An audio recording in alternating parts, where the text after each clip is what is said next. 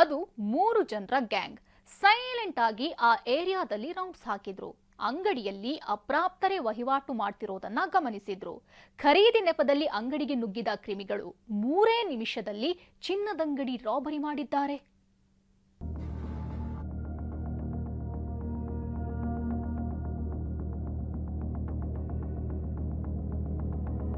ಉತ್ತರ ಪ್ರದೇಶ ಮಾದರಿಯಲ್ಲೇ ಕರ್ನಾಟಕ ರಾಜ್ಯವು ಕೂಡ ಆಗ್ತಿದ್ಯಾ ಅನ್ನೋ ಒಂದು ಅನುಮಾನಗಳು ಬಹಳ ದಟ್ಟವಾಗಿ ಕಾಡ್ತಾ ಇದೆ.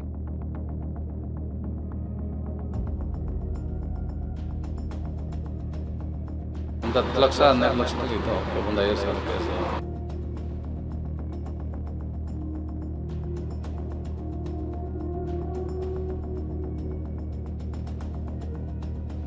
ಒಬ್ಬನ ಕೈಯಲ್ಲಿ ಗನ್, ಮತ್ತೊಬ್ಬನ ಬೆನ್ನ ಹಿಂದೆ ಬ್ಯಾಗ್. ಒಬ್ಬ ಬೆದರಿಸಿದ್ರೆ ಮತ್ತೊಬ್ಬ ಅಂಗಡಿಯವನನ್ನ ಬಿಗಿದು ಹಿಡ್ಕೊಂಡಿದ್ದಾನೆ. ಮತ್ತೊಬ್ಬ ಕೈಗೆ ಸಿಕ್ಕಷ್ಟು ಚಿನ್ನಾಭರಣ ದೋಚ್ಕೊಳ್ತಿದ್ದ.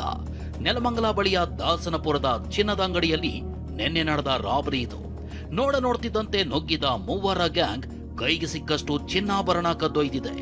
ಈ ದರೋಡೆಕೋರರ ಪತ್ತೆಗಾಗಿ ಪೊಲೀಸರು 3 ತಂಡವಾಗಿ ಬಲೆ ಬೀಸಿದ್ದಾರೆ.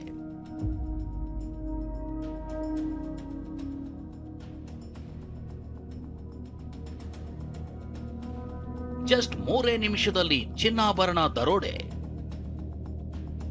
ಅಪ್ರಾಪ್ತರನ್ನ ನೋಡಿಯೇ ಶಾಪ್ಗೆ ಚೋರರ ಎಂಟ್ರಿ.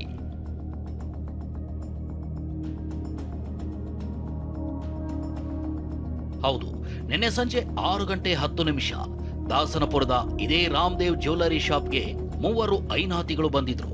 ಬಂದವರೇ ರಿಂಗ್ ತೋರಿಸಿ ಅಂತ ಹೇಳಿದ್ರು. ಅಂಗಡಿಯಲ್ಲಿದ್ದ ಅಪ್ರಾಪ್ತ ರಿಂಗ್ ತೋರಿಸೋದಕ್ಕೆ ಮುಂದಾಗ್ತಿದ್ದಂತೆ ಗನ್ ಹೊರಗೆಳೆದು ಬೆದರಿಕೆ ಹಾಕಿದ್ರು. ನೋಡ್ತಿದ್ದಂತೆ ಕೈಗೆ ಸಿಕ್ಕಷ್ಟು ಚಿನ್ನಾಭರಣವನ್ನ ದೋಚಿದ್ರು. ಈ ವೇಳೆ ಅಂಗಡಿಯಲ್ಲಿದ್ದವರು ಪ್ರತಿರೋಧ ಒಡ್ತಾ ಇದ್ದಂತೆ ಪರಾರಿಯಾಗಿದ್ರು. ಇದೆಲ್ಲ ಜಸ್ಟ್ 3 ನಿಮಿಷದೊಳಗೆ ನಡೆದು ಹೋಗಿತ್ತು. ಬೆಳಗಾವಿ ಆಯ್ತು, ಮೈಸೂರು ಆಯ್ತು, ವಿಜಯಪುರ ಆಯ್ತು, ಈಗ ಬೆಂಗಳೂರು ವಾಯುವ್ಯ ವಿಭಾಗದಲ್ಲಿ ದರೋಡೆಕೋರರು ಗನ್ನನ್ನ ಹಿಡಿದು ಏಕಾಏಕಿ ಚಿನ್ನದ ಮಳಿಗೆ ನುಗ್ಗಿರ್ತಕ್ಕಂಥ ಸ್ಥಳ ಇದೆ. ಇದು ಬೆಂಗಳೂರು ವಾಯುವ್ಯ ವಿಭಾಗದ ಮಾದನಹಳ್ಳಿ ಪೊಲೀಸ್ ಠಾಣೆಗೆ ವ್ಯಾಪ್ತಿಗೆ ಬರ್ತಕ್ಕಂತಹ ಏನು ರಾಮದೇವ್ ಜ್ಯುವೆಲರ್ಸ್ ಇದಾಗಿರ್ತಕ್ಕಂಥದ್ದು.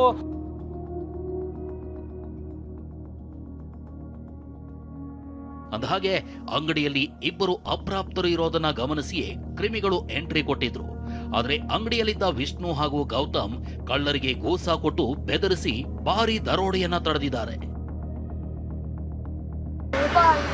ಸಣ್ಣವನಿದ್ದ ಅವ್ನು ಫುಲ್ ಮಾಸ್ಕ್ ಹಾಕೊಂಡು ಮಾಡ್ಬಿಟ್ಟ. ನಮ್ಮಣ್ಣ ಕಿರ್ಚಲಾಗ್ಲಿಲ್ಲ, ಆದ್ರೂ ನಮ್ಮಣ್ಣನೂ ಇಲ್ಲಿ ಹೊಡೆದ.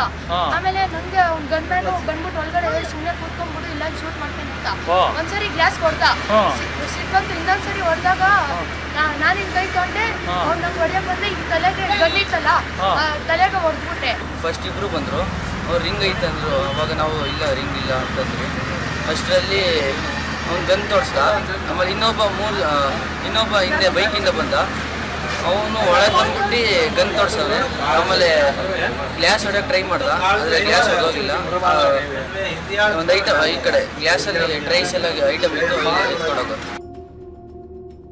ಸುಮಾರು 5 ಲಕ್ಷ ಮೌಲ್ಯದ 40 ಗ್ರಾಂ ಚಿನ್ನ, 45,000 ಹಣದೊಂದಿಗೆ ಎಸ್ಕೇಪ್ ಆಗಿದ್ದಾರೆ. ಮಾದನಾಯಕನಹಳ್ಳಿ ಪೊಲೀಸರು ಕ್ರಿಮಿಗಳ ಪತ್ತೆಗಾಗಿ 3 ಟೀಮ್ ಮಾಡಿದ್ದು ತನಿಖೆ ನಡೆಯುತ್ತಿದೆ. ಇನ್ನು ಆರೋಪಿಯೊಬ್ಬನ ಮೊಬೈಲ್ ಕೂಡ ಅಂಗಡಿಯಲ್ಲಿ ಸಿಕ್ಕಿದ್ದು ಪೊಲೀಸರು ಟೆಕ್ನಿಕಲ್ ಆಧಾರದ ಮೇಲೂ ತಲಾಶ್ ಮಾಡ್ತಿದ್ದಾರೆ. ಈ ಘಟನೆಯಿಂದ ಅಂಗಡಿಯವರು ಕೂಡ ಆತಂಕಕ್ಕೊಳಗಾಗಿದ್ದಾರೆ. ಗನ್ ತೋರ್ಸ ಇಬ್ರು ಗನ್ ತೋರ್ಸೋಣ ತಗೊಂಡ್ಬಿಟ್ರೆ ಡೈರೆಕ್ಟ್ ಡ್ರಾ ಒಳಗಡೆ ಇದ್ರು ಶಾಕೇಜಲ್ಲಿ ಐಟಮ್ಗಳು ಎಲ್ಲ ತೊಗೊಂಡ್ಬಿಟ್ರೆ ಬ್ಯಾಗಲ್ಲಿ ಹಾಕೊಂಡು ತುಂಬ್ಕೊಂಡು ಗನ್ ತೋರಿಸ್ಕೊಂಡು ಹೋಗ್ಬಿಟ್ಟವ್ರು. ಗನ್ ನೋಡಕ್ಕೆ ಯಾವ ಥರ ಇತ್ತು? ಗನ್ ಆ ಥರ ಕಬ್ಬಣದ ಹುಡುಗರೆಲ್ಲ ಕಬ್ಬಣದ ಥರ ಇತ್ತು, ರಿಯಲ್ ಥರ ಕಾಣ್ತಾ ಇದ್ರು, ರಿಯಲ್ ಥರ ಅಂತ. ಚಿನ್ನದ ಬೆಲೆ ಗಗನಕ್ಕೇರ್ತಾ ಇದ್ದಂತೆ ಚೋರರು ಚಿನ್ನದ ಮೇಲೆ ಕಣ್ಣಿಟ್ಟಿದ್ದಾರೆ. ಚಿನ್ನದಂಗಡಿ ಮಾಲೀಕರು, ಚಿನ್ನಾಭರಣ ಧರಿಸೋರು ಸಿಕ್ಕಾಪಟ್ಟೆ ಹುಷಾರಾಗಿರ್ಬೇಕು. ಮಂಜುನಾಥ್, TV9, ನೆಲಮಂಗಲ.